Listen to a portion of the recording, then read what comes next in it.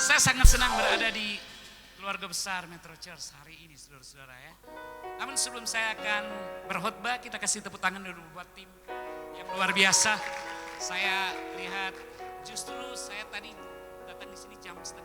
Kenapa? Karena saya mau lihat dari bagaimana mempersiapkan ibadah. Kalau ibadah kan semua bisa, tapi saya mau lihat apa yang bisa saya dapati di Metro Church ini. Dan saya melihat orang-orang yang sudah datang, mereka mempersiapkannya dengan baik. Kasih tepuk tangan dulu mereka yang kerja dari pagi loh, saudara-saudara. Ada yang kerja dari pagi ini, saya lihat tadi ada ya. Saya langsung lihat mereka cara menerima saya. Saya bilang, oh ini luar biasa. Saudara, orang akan betah di sini itu tergantung dari orang pertama yang menyambut kami. Dan saya melihat itu sangat baik. Mereka langsung bikin kopi. Padahal memang kita pengen minum kopi. Dan mereka langsung siapkan dan saya bilang, wah ini bagus banget. Saya langsung naik ke atas. Saya juga akan melihat bagaimana mempersiapkan ibadah itu. Dan ternyata Anda tepat berada di gereja yang luar biasa seperti ini. Wow. Terima kasih Pastor Milan. Biasanya saya dengan pastor ini cuma pakai nama.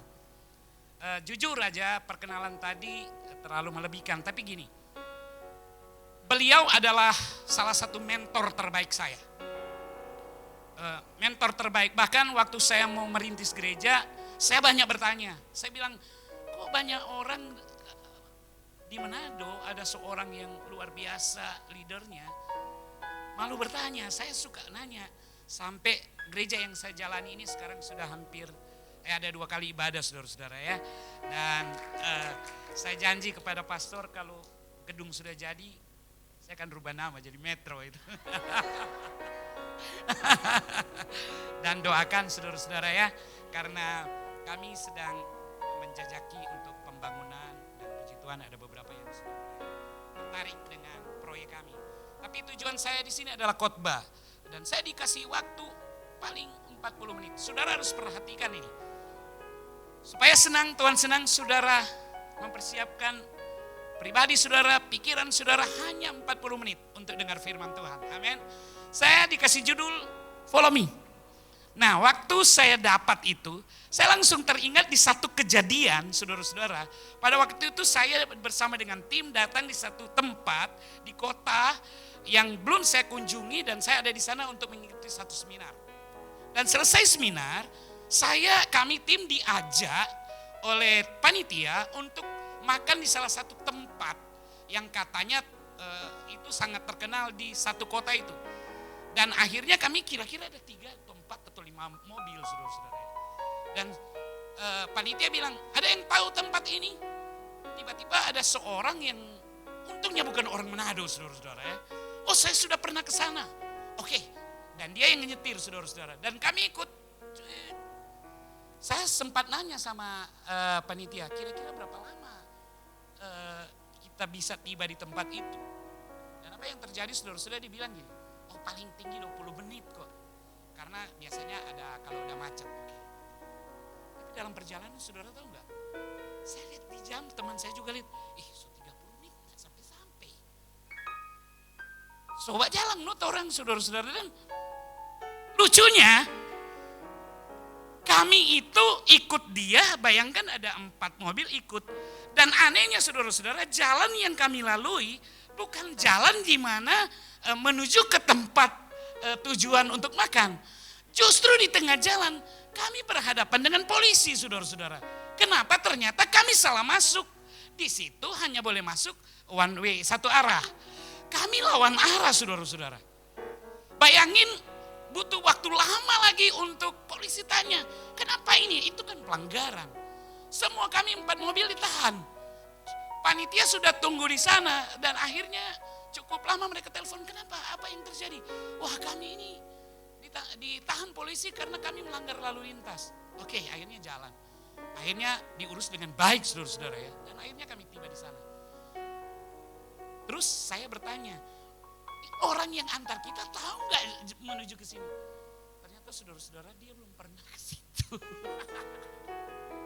Tapi sok tahu bahwa dia pernah ke situ, saudara-saudara. Nah, ternyata ada pepatah orang buta menuntun orang buta. Nah, berkaitan kaitan dengan tema ini menarik saudara-saudara ya. Waktu saya lihat ini, wah ini bagus nih. Nah, mengikut Yesus itu adalah salah satu keputusan terbaik di dalam hidup Anda. Saya mau kasih tahu begini. Ketika kita menerima Yesus sebagai Tuhan dan Juru Selamat, itu hanya sekali seumur hidup. Katakan amin. Tetapi mengikut Yesus adalah keputusan setiap hari. Halo, setiap hari Anda harus mengikut Yesus. Dan itu keputusan yang harus lahir di dalam diri Anda. Sekali lagi saya mau bilang, menerima Yesus sebagai Tuhan dan Juru Selamat dan mendapat kepastian keselamatan hanya satu kali dalam seumur hidup. Tetapi mengikut Yesus adalah keputusan setiap hari. Berikan tepuk tangan dulu saudara-saudara ya. Kenapa saudara-saudara? Nanti saya akan membawa dalam satu teks Alkitab saudara-saudara. Mari kita baca bersama-sama di dalam, bisa tampilkan Markus pasal 1 ayat yang ke 16 sampai 20. Menarik sekali waktu saya baca ini saudara-saudara. Saya mau bilang gini, hati-hati dengan ayat atau satu teks yang saudara sudah tahu atau teman-teman sudah tahu sehingga nggak mau baca lagi. Biasanya kan kalau sudah ada teks, kita sudah poin-poin di situ. Itu paling saya takuti. Saya selalu akan membaca, kurang lebih saya akan baca ini dalam persiapan itu. Di meja makan saya ada ini, di tempat belajar saya sudah buka Markus ini. Kenapa? Karena saya percaya ada sesuatu yang Tuhan pengen taruh hal baru dari apa yang saya mau dapati dari teks itu saudara-saudara. Justru itu hati-hati loh saudara-saudara, terjebak dengan karena sudah tahu ceritanya, sudah tidak mau baca lagi. Nah saya bilang gini, Tuhan aku mau dapat apa di sini? Menarik, saya dapat sesuatu dan seperti ini. Saya yakin saudara akan diberkati. Coba lihat ya. Kita baca ya sama-sama. Ketika Yesus sedang berjalan menyusur Danau Galilea, Ia apa? Melihat Simon dan Andreas. Saudara, menarik menurut saya. Banyak yang dia lihat. Tapi kenapa di teks ini justru dibilang dia melihat Simon dan Andreas? Halo? Mengerti ya? Tolong ikuti jalan cerita ini. Andreas, saudara Simon. Mereka sedang menebarkan jala di danau. Sebab mereka apa? Penjala ikan. Jangan dulu masuk di penjala ikan. Saudara tahu enggak seorang nelayan? Mereka itu adalah orang yang bahasa mereka bahasa mereka yang kalau orang setahu saya ya, bahasanya bahasa kasar banyak. Dan menarik bagi saya, kenapa sih Yesus milih di mereka nih? Halo, kenapa dia enggak pilih anak-anak ahli Taurat? Kenapa dia enggak pilih ponaan para ahli Taurat waktu itu, orang Saduki atau orang-orang yang intelektual? Justru dia menyusuri loh di sini.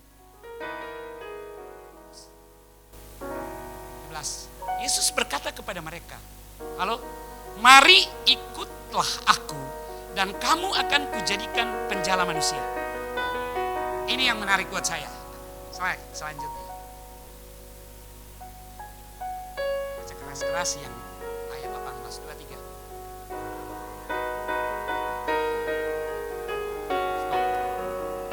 Saya bertanya sama diri saya sendiri. Kok aneh ya? Yesus baru bilang follow me. Mereka langsung meninggalkan semua. Ini area mereka saudara-saudara. Pertama, ini kehidupan mereka. Ini belanga mereka. Ini pekerjaan mereka adalah bagaimana mereka akan menghidupi diri mereka sendiri. Ini zona nyaman mereka. Tapi waktu Yesus ajak, mereka langsung meninggalkan jalannya. Saudara tahu jala itu merupakan sesuatu yang sangat mereka sesuatu yang bagi mereka itu sesuatu yang akan menghidupi kehidupan mereka bersama dengan keluarga. Halo, mengerti ya maksud saya sampai di sini?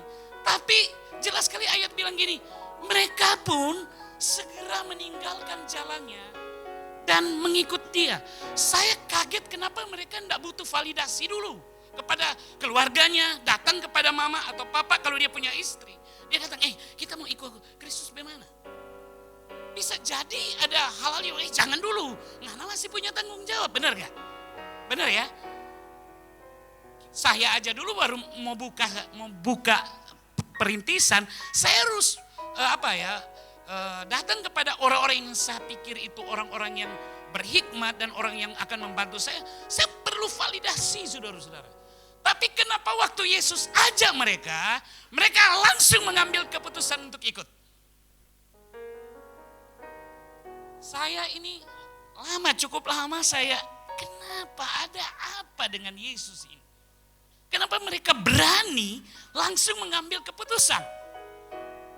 Nah, satu kali apa yang saya pikir ini terjawab, saudara-saudara. Saya mengikuti salah satu pengkhotbah dan dia berkhotbah tentang ini.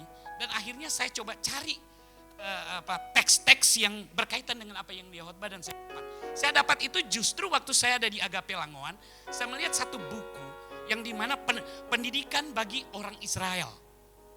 Menarik, saudara-saudara. Jadi gini, ada beberapa hal yang perlu kita ketahui di sini. Pertama, Yesus pada waktu itu sudah dianggap seorang rabi, ya kan? Padahal mereka Petrus, mereka banteran ya, seangkatan. Jadi menurut saya, mereka kenal Yesus. Mereka tahu, karena Yesus anak tukang, mereka basically apa? Nelayan ya. Jadi mereka udah tahu. Tapi gini, ternyata di dalam pendidikan itu ada hal yang menarik bagi saya. Gini, dimulai dengan pendidikan dasar di Israel pada waktu itu, pada zaman Yesus hidup di Israel, dimulai dengan pendidikan dasar, yaitu nama pendidikan dasar itu adalah Bet Sefer. Di mana anak-anak berusia, dengar baik ini, saya suka di sekolah minggu 5-6 tahun mulai belajar dan diperkenalkan dengan firman Tuhan dan dilatih untuk menghafal. Bayangin umur 5-6 dilatih untuk menghafal seluruh kitab Taurat. Yaitu ya kita tahu, Kejadian, Keluaran, dilatih untuk menghafal. Nah, kalau mereka lulus, mereka akan memasuki tingkat yang berikutnya yang namanya Bet Talmud. Di sini anak-anak yang berusia dari 10-14 tahun mulai belajar untuk menginterpretasikan kitab Taurat dan juga menghafal seluruh kitab-kitab lain dari Perjanjian Lama. Sehingga kalau Anda pernah baca, Yesus masih muda sudah mengajar di mana? Bait Allah. Nah, kalau mereka gagal di Bet Talmud ini, di kelas ini, karena memang susah dan hanya orang-orang berbakat saja yang bisa, maka mereka tidak bisa melanjutkan ke tingkat berikutnya. Dan biasanya ternyata mereka mulai mencari pekerjaan dengan membantu orang tua. Termasuk kalau Anda akan baca di ayat 19 dan 20. Coba kita baca. Dan setelah Yesus meneruskan perjalanannya, sedikit lagi dilihatnya Yakobus anak Zebedeus. Artinya mereka ini orang-orang yang gagal di dalam pendidikan di tingkat kedua. Jadi mereka kembali disuruh untuk membantu orang tua. Dan hanya orang-orang yang pintar yang akan melanjutkan kelas ini. Dan ingat, Yesus masuk kategori ini. Berikan tepuk tangan dulu, saudara-saudara. Nah, kenyataan bahwa Petrus dan Andreas adalah nelayan berarti mereka termasuk orang yang tidak lulus. Mereka termasuk orang-orang yang tidak berpendidikan tinggi. Sedangkan yang lulus dari Bet Talmud berarti adalah anak-anak muda yang pandai dan berbakat. Dan mereka akan segera mencari seorang rabi untuk menjadi muridnya. Dan masuk ke tingkat pendidikan yang paling tinggi adalah Bet Midras. Di mana mereka akan belajar lebih dalam lagi. Jadi untuk menjadi seorang rabi adalah suatu kebanggaan tersendiri. Sehingga saudara-saudara ada di teks lain. Waktu Yesus ngajak mereka bilang kan, Petrus bilang, ya rabi. Saudara harus lihat ini. Menurut saya, biasanya rabi dicari oleh murid untuk dibayar tinggi. Halo? Bayar mahal untuk berguru pada yang disebut rabi. Tapi Yesus datang dengan mengubah pola dunia waktu itu. Dia bilang gini, dia datang ke mereka, tolong deh Anda masuk di cerita ini bagus sekali. Anda sedang nelayan, dianggap orang-orang terpinggirkan. Nelayan kan pekerjaan waktu itu orang yang terpinggirkan. Dia datang kepada mereka, mereka tahu dia rabi dan pinter banget. Dan kalaupun mereka mau belajar ke dia harus bayar banyak. Tapi Yesus datang ke mereka, Yesus bilang, hey follow me. Enggak reken 3. Mereka langsung. Saya mau nangis di sini. Biasanya murid yang cari rabi, tapi Yesus mencari murid. Ngerti maksud saya ya? Biasanya rabi dibayar mahal. Justru itu saudara-saudara, murid-murid ini enggak reken 3. Kenapa? Wah, kalau Anda baca ayat 19, Zebedius, dia melihat anaknya diajak, orang tua langsung bilang tinggi Jomoni. Karena itu suatu kebanggaan besar pada waktu kalau anak mereka ikut seorang rabi, apalagi rabi yang mereka ikuti adalah Yesus Kristus adalah Tuhan kita. Amin saudara-saudara, ini penting buat kita tahu. Nah, sehingga mereka berani meninggalkan zona nyaman itu. Kalau Anda baca di Yohanes 15 ayat 16, bukan kamu yang memilih aku, kata Yesus, tetapi akulah yang memilih kamu. Dengar baik-baik. Untuk menjadi murid Yesus, itu inisiatifnya Yesus kepada kita. Berikan tepuk tangan saudara-saudara. Sayang kalau Anda nggak mau menjadi seorang pengikut Kristus. Justru itu bagian pertama bagi saya. Gagasan pertama yang saya dapat dari apa yang saya dapat. Slide selanjutnya. Gagasan pertama adalah mengikut Yesus suatu kehormatan tertinggi. Berikan tepuk tangan saudara-saudara. Kenapa? Karena dia yang milik kita.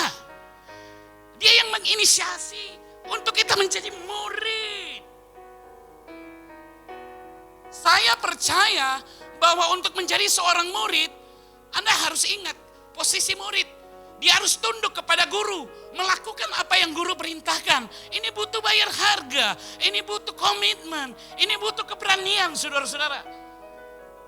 Ini butuh, menurut saya, ini butuh sesuatu yang, ini kalau zaman dulu waktu saya sekolah, encik paling saya takut. Betul enggak? Tapi sekarang kan lain. Guru aja mau pukul murid, takut kena undang-undang. Tapi mari kita konteks di sini. Mereka pasti tahu kalau ikut Yesus pasti ada bayar harga loh. Dan saya pikir gini, kenapa sih Yesus harus cari kayak Petrus? Menurut saya, kalau saya leadership, seorang leader, Petrus tidak masuk kategori untuk circle. Sopan menyangkal, mudah sekali omong, benar gak? Nggak dapat dipercaya omongannya. Tuhan, walaupun semua bergelora, aku tidak akan nyangkal, benar gak? Tapi hebatnya rabi yang ajaib ini, dia tidak pernah mendiskualifikasi kita hanya karena satu kesalahan kita. Berikan tepuk tangan. Ini kehormatan tertinggi. Anda bisa bayangkan ya, dengar baik ini. Saya contohin. Tiba-tiba Presiden Prabowo pengen dia lihat Facebook kita atau apa dah. Kan dia bilang, kita mau diajak berteman. Kira-kira apa yang Anda akan lakukan? Mau hitung-hitung lagi. Mau tunggu siapa dia kan? Nah, enggak, pasti kita langsung apa? Iya kan? Benar enggak? Justru itu satu kehormatan tertinggi. Apalagi kalau di Facebook Anda berteman dengan orang yang Anda sangat Anda sangat suka, dan ketika Anda tulis satu statement, dia like. Pastor Milan ini kan termasuk ya menurut saya orang yang sangat disegani lah di Indonesia. Pasti kalau ada orang yang guru mungkin sekolah minggu di pelosok, dia tuliskan Pastor Milan like, puji Tuhan. Menurut saya dia akan sangat bangga. Begitulah hati si Petrus dan teman-teman. Itu kehormatan tertinggi. Kalau Anda mengambil keputusan saat ini untuk mengikut Yesus, saya mau pastikan Itu kehormatan tertinggi buat Anda. Amin, saudara-saudara. Dengar baik ini. Dalam mengikut Tuhan dengan sungguh-sungguh ternyata merupakan suatu keputusan mutlak yang harus lahir dari diri kita untuk pertama berani berkomitmen. Walaupun saya ya ambil keputusan untuk ikut Tuhan, komitmen, tapi terkadang juga ada nakal-nakal sedikit. Tapi untungnya Tuhan adalah Rabi. Tuhan itu Rabi yang semua landasan dia lakukan dengan kasih. Sehingga saya sampai ada saat ini. Terus berkomitmen. Justru itu saya bilang, keputusan untuk mengikut Yesus butuh komitmen setiap hari. Yang kedua, berani untuk setia. Susah sekali untuk setia kepada seseorang. Karena kita punya ego sendiri. Musuh yang paling sulit kita kalahkan adalah diri kita sendiri. Justru itu waktu Petrus ambil bagian ini, mau ikut. Kalau mungkin Anda kan, ya kita kan sudah tahu ceritanya. Tapi saya coba masuk dulu sebelum saya sisihkan dulu kehidupan Petrus yang jadi, ini murid ini. Mungkin murid yang bikin paling sakit kepala ke Yesus salah satunya Petrus. Tapi hebatnya Petrus tetap mau belajar. Jadi murid, salah satu yang penting juga dalam hidup kita, terus belajar untuk menjadi lebih baik. Berikan tepuk tangan saudara-saudara. Yang kedua harus berani bayar harga. Ini kan bayar harga. Saudara bayangkan mereka berani tinggalin belangan mereka, usaha mereka, pencarian mereka. Bahkan di sana dikatakan keluarga mereka.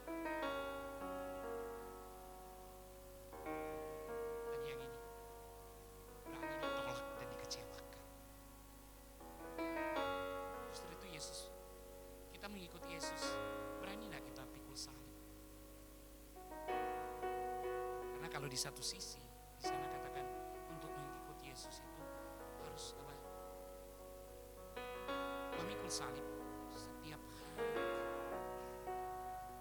Kadang kita dikecewakan, ditolak.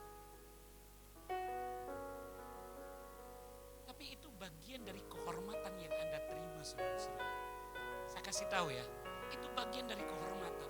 Karena itu untuk membentuk kita menjadi seperti Rabi inginkan. Berikan tepuk tangan saudara-saudara. Karena untuk melahirkan seseorang yang winner of life, menjadi pemenang dalam kehidupan, memang harus berani ditolak dan dikecewakan. Tapi jangan cari-cari sendiri, jangan buat sendiri. Maksud saya, apalagi saudara-saudara, berani untuk menyangkal diri.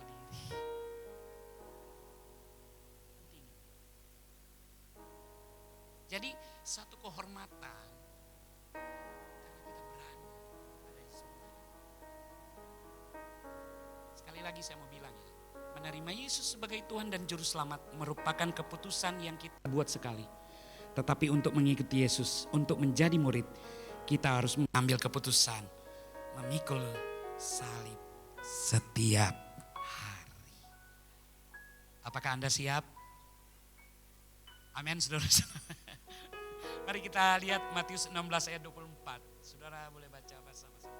Boleh tampilkan Matius 16 ayat 24. Lalu Yesus berkata kepada murid-murid, setiap orang yang mengikut aku, dia harus menyangkal diri, pikul salib, dan mengikut aku. Saya cukup kaget kriteria yang dibuat Yesus. Kenapa sih enggak bilang setiap orang yang mengikut aku mau dapat berkat banyak, mau dapat rumah bagus. Kira-kira menurut Anda kenapa dia bilang gini? Untuk melahirkan karakter yang baik saudara-saudara, justru adalah memikul salib setiap hari. Halo, berikan tepuk tangan saudara-saudara. Untuk melahirkan karakter yang sangat luar biasa yang Yesus inginkan. Ternyata rahasianya ini, menyangkal diri, mengikut salib, memikul salib, dan mengikuti aku. Amin. Dalam perjalanan kita mengikut Kristus sebagai seorang murid, perspektif menjadi sangat penting. Cara berpikir. Kenapa? Karena ketika kita mau hidup di jalannya, justru kita diminta untuk menyangkal diri dan memikul salib. Saudara, biasanya orang akan ikut karena pengen cari untung. Tapi tahu enggak? Ketika kita memikul salib dan menyangkal diri menjadi muridnya Kristus, sebenarnya kita akan dapat banyak bonus yang disiapkan buat kita. Tetapi kuncinya, mau nggak kamu pikul salib? Mau nggak kamu menyangkal dirimu lebih dulu? Hei, kebanyakan kita ikut Yesus lebih tertarik kepada berkatnya. Sebenarnya kita harus rubah itu. Kita ikut Yesus bukan karena tertarik kepada berkatnya, tetapi kita tertarik kepada si sumber pemberi berkat itu. Berikan tepuk tangan dulu saudara-saudara. Kalau kita sudah tahu dia sumber, kita tahu apapun yang akan dia lakukan buat kita di situasi, di musim apapun, kita tahu dia ada bersama dengan kita. Walaupun mungkin kita ada di tengah badai sekalipun. Saya bilang kepada jemaat begini, hei, serohani apapun Anda, sehebat apapun Anda berdoa, badai nggak akan pilih-pilih, dia tetap akan datang kepada kita. Halo? Badai itu akan datang. Anda rohani, Anda setiap hari ada di podium ini atau apa ini, stage ini melayani, Anda tidak akan luput dari badai. Badai akan datang dengan sendirinya. Tapi ingat, bukan masalah badai datang itu, dia datang atau pergi. Tapi mau jadi apa kita ketika badai itu datang dan pergi. Halo, kita akan menjadi orang yang kuat karena kita berani memikul salib. Atau kita berani menyangkal diri. Dan ketika kita, sifat badai adalah dia datang tapi dia pergi kok. Nggak ada badai yang menetap. Dia menetap tergantung respon. Semakin respon Anda akan menentukan seberapa lama badai itu ada dalam hidupmu. Tapi kalau respon bersama dengan Yesus karena kita ikuti dia, badai akan membuat kita jadi orang yang berkarakter kuat di dalam Kristus. Berikan tepuk tangan saudara-saudara. Bagian yang kedua, mengikut Yesus, follow Jesus, mengizinkan apa? Saya ya lihat, gila ya, ini penting buat kita. Izinkan Yesus. Petrus ini gila orangnya, menurut saya dia sebenarnya tidak masuk kategori untuk dibina, saudara-saudara. Dibinasakan iya.